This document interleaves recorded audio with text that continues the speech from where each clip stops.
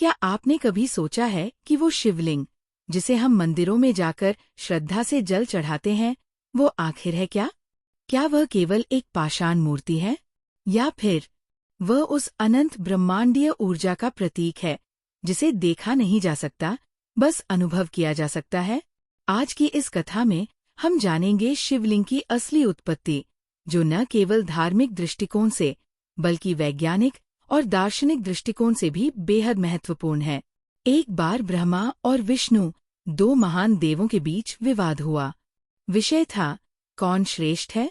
बात बढ़ती गई और तभी आकाश से एक अद्भुत अग्निस्तंभ प्रकट हुआ, अनंत ऊंचाई वाला, बिना कोई सिर और बिना कोई अंत। ब्रह्मा जी बोले, मैं इसकी ऊंचाई जानता हूँ। विष्णु जी बोले, मैं इसकी गहराई तलाशूंगा। और दोनों निकल पड़े, एक ऊपर एक नीचे। विष्णु जी ने वराह रूप लिया और पाताल की ओर चले गए। ब्रह्मा जी ने हंस का रूप धारण किया और आकाश की ओर उड़ चले। हजारों वर्षों तक खोज करते रहे, परंतु न ब्रह्मा जी को सिर मिला, न विष्णु जी को जड़। विष्णु जी लौट आए और सच स्वीकार किया, ये शक्ति मेरी समझ से परे है। लेकिन ब्रह्मा जी ने झूठ कहा, मैंने अंत देख लिया। तभी वह अग्निस्तंभ फटता है और स्वयं भगवान शिव प्रकट होते हैं। वे मुस्कराते हैं और कहते हैं, जो झूठ बोले वह पूजनीय नहीं हो सकता। इसलिए आज भी ब्रह्मा जी की पूजा बहुत कम होती है, और शिव, वे बन जाते हैं संपूर्ण सत्य का प्रतीक। वह अग्निस्तंभ ही कहलाता है शिवलिंग, शिव का निराकार रूप।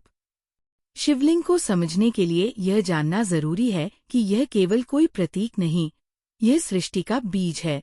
लिंग का अर्थ है संकेत चिन्ह, और शिवलिंग वह चिन्ह है जहाँ से सृष्टि आरंभ होती है और जहाँ वह अंततः लीन हो जाती है। अगर हम इसे आध्यात्मिकता के साथ साथ विज्ञान की दृष्टि से देखें तो कई रहस्य खुलते हैं। शिवलिंग की गोल आकृति ब्रह्मांड की निरंतरता का प्रतीक है। प्राचीन मंदिरों में शिवलिंग के नीचे जलधारा का लगातार गिरना ऊर्जा संतुलन के सिद्धांत से जुड़ा माना जाता है। कई वैज्ञानिक मानते हैं कि यह एक प्रकार का ऊर्जा केंद्र हो सकता है, जो कंपन उत्पन्न करता है। जब हम नमः शिवाय का उच्चारण करते हैं तो वह केवल एक मंत्र नहीं होता, बल्कि यह पंचतत्वों पृथ्वी, जल, अग्नि, वायु और आकाश का आह्वान होता है। यह मंत्र हमें शिव के निराकार रूप से जोड़ता है, और लिंगाष्टकम जैसे स्तोत्र हमें ये याद दिलाते हैं कि हम केवल किसी मूर्ति की पूजा नहीं कर रहे, हम उस चेतना, उस ऊर्जा को प्रणाम कर रहे हैं जो सृष्टि के आरंभ से भी पहले था। तो जब अगली बार आप मंदिर में शिवलिंग के सामने खड़े हों, तो बस सिर झुकाकर न लौटें, कुछ पल आंखें बंद करें और उस ऊर्जा को अनुभव करें, क्योंकि वो ऊर्जा केवल शिव की नहीं, बल्कि आपके भीतर छिपे ब्रह्मा की पहचान है। तो मित्रों, शिवलिंग की उत्पत्ति की ये कथा क्या आपको प्रेरणादायक लगी?